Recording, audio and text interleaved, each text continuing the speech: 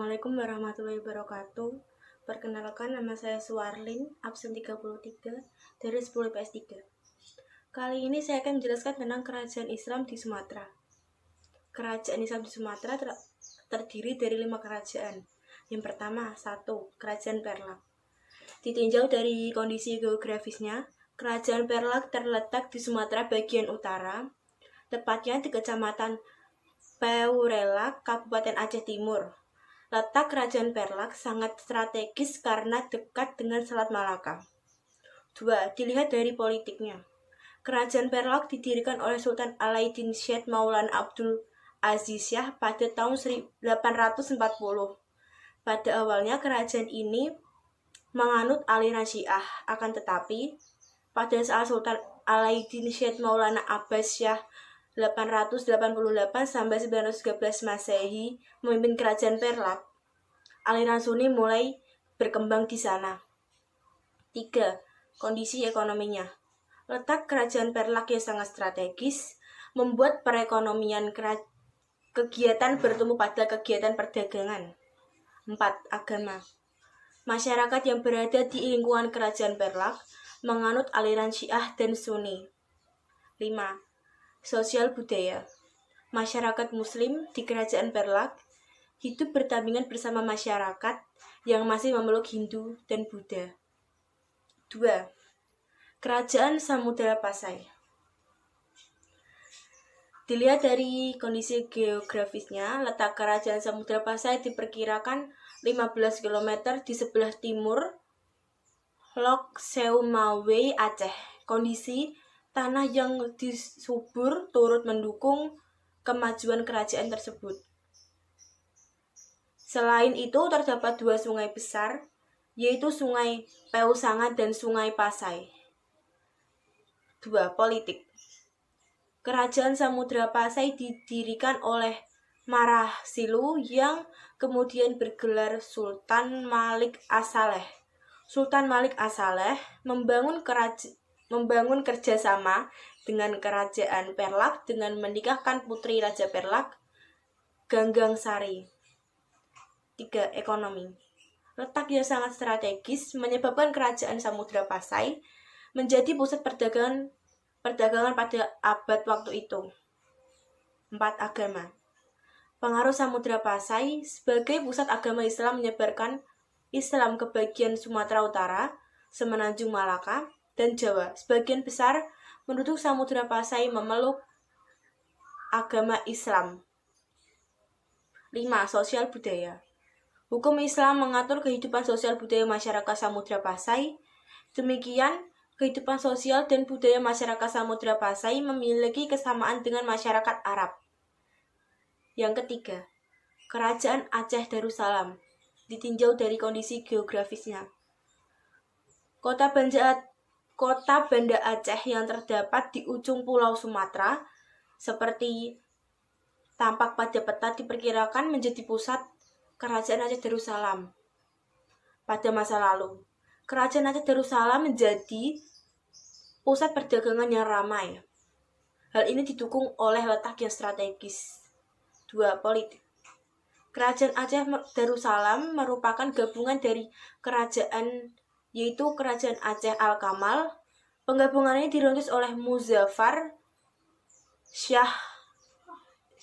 Selanjutnya, di bawah kepemimpinan Sultan Adi Mukhayat Shah, Kerajaan Aceh Darussalam berkembang menjadi kerajaan besar. 3. Kondisi ekonominya. Setelah Portugis berhasil meruntuhkan Malaka, Aceh menjadi pelabuhan dan perdagangan yang cukup maju pada saat itu. Setelah Inggris dan Belanda datang ke Aceh, sistem perdagangan mengalami perubahan. 4. Agama. Kehidupan masyarakat Aceh didasarkan pada ajaran agama Islam.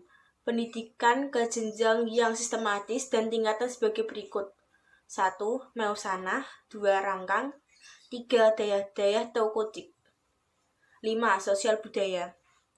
Sistem pendidikan keagamaan di Aceh menghasilkan beberapa ulama ternama yang ahli dalam bidang agama dan kesastraan. Yang keempat, Kerajaan Islam di Riau, ditinjau dari kondisi geografisnya. Letak kerajaan Islam di Riau dikelilingi oleh beberapa sungai. Terdapat 15 sungai yang melalui wilayah Riau.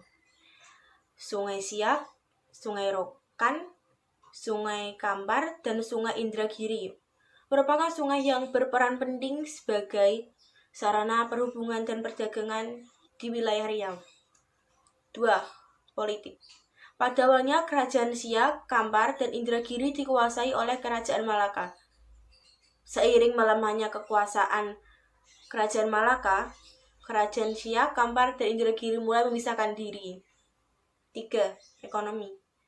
Wilayah Siak merupakan penghasil padi, madu, lilin, rotan, dan obat-obatan. Sementara itu, wilayah Kampar dan Indragiri merupakan penghasil emas, biji-bijian, dan kayu gaharu. 4. Agama. Kediaman seorang ulama pada masa kerajaan Islam di wilayah Riau, penggunaan Al-Quran sebagai sumber hukum tertinggi juga diberlakukan di kerajaan Kampar dan Indrapura. Dapat disimpulkan kerajaan Siak, Kampar, dan Indragiri memegang kuat ajaran Islam tersebut. 5. Sosial budaya. Kemajuan pendidikan di kerajaan Siak terjadi pada masa pemerintahan Sultan Asyadis Syarif Qasim Abdul Dalil.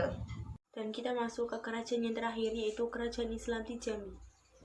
Dilihat dari kondisi geografisnya, kerajaan Jambi dilalui oleh Sungai Batanghari dan beberapa sungai besar.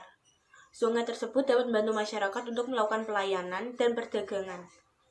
Masyarakat Jambi juga memanfaatkan aliran sungai Batanghari sebagai sumber pengairan lahan pertanian. 2. Politik. Kerajaan Jambi didirikan oleh Datuk Paduku Bahalo. Datuk Bahalo disebut sebagai orang Turki yang terdampar di Pulau Berhala. VOC berusaha menguasai perdagangan di wilayah kerajaan Jambi. VOC berhasil menjalankan monopoli perdagangan lada di Jambi. Ekonomi. Masyarakat Jambi sangat bergantung pada Sungai Batanghari. Para pedagang Persia yang beragama Islam telah sampai di wilayah Jambi untuk melakukan kegiatan perdagangan. Komoditi perdagangan utama kerajaan Jambi adalah lada. Sejak Inggris memonopoli perdagangan di Jambi, perdagangan lada di Jambi semakin menurun. 4. Agama. Sekitar tahun 1500 Masehi, ajaran Islam di kerajaan Jambi semakin berkembang di bawah pimpinan Bangkayotam. Pada tahun 1500 sampai 1515, keadaan tersebut semakin menambah unsur sistem dalam perkembangan kebudayaan lokal Jambi. 5. Sosial budaya. Masyarakat Jambi senang dengan berbagai kesenian. Adapun kesenian yang dikembangkan oleh masyarakat kerajaan di Jambi yang terdiri atas ukir, seni tari, dan seni karya. Itulah 5 kerajaan Islam di Sumatera yang dapat kita lihat dari kondisi geografis, politik, ekonomi, agama, dan sosial.